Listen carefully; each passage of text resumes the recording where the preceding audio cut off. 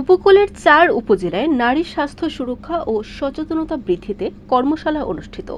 বরগুনা বেতাগী থেকে প্রতিনিধি মোহাম্মদ সৌরভের পাঠানো তথ্য ও চিত্রে বিস্তারিত।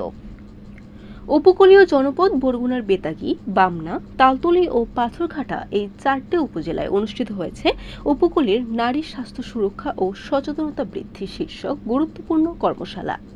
রবিবার সকাল ৯টায় বেতাগী গার্লস স্কুল অ্যান্ড কলেজে মিলনায়তনে প্রথম কর্মশালার উদ্বোধনের মধ্য দিয়ে শুরু হয় দিনব্যাপী এ উদ্যোগ। কর্মশালায় অংশ নেন স্থানীয় কলেজের ৩০ জন শিক্ষার্থী, যাদেরকে মাস্টার ট্রেনার হিসেবে প্রশিক্ষণ প্রদান করেন বেতাগী উপজেলা স্বাস্থ্য কমপ্লেক্সের নার্স হাফিজা আক্তার।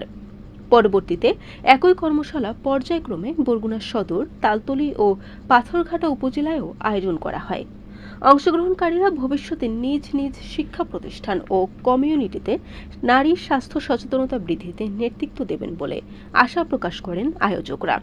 এই উদ্যোগটি বাস্তবায়ন করেছে জাগো ফাউন্ডেশনের লিড বাংলাদেশ প্রকল্প। প্রকল্পটির মূল লক্ষ্য উপকূলীয় অঞ্চলে স্থানীয় নেতৃত্ব গড়ে তুলে নারীর স্বাস্থ্য, শিক্ষা ও সামাজিক সচেতনতা বৃদ্ধি করা।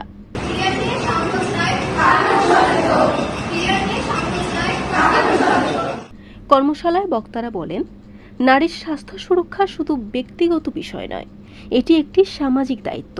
সমাজের প্রতিটি স্তরে নারী স্বাস্থ্য নিয়ে খোলামেলা আলোচনা ও সচেতনতা বৃদ্ধিই পারে বাস্তব পরিবর্তন আনতে।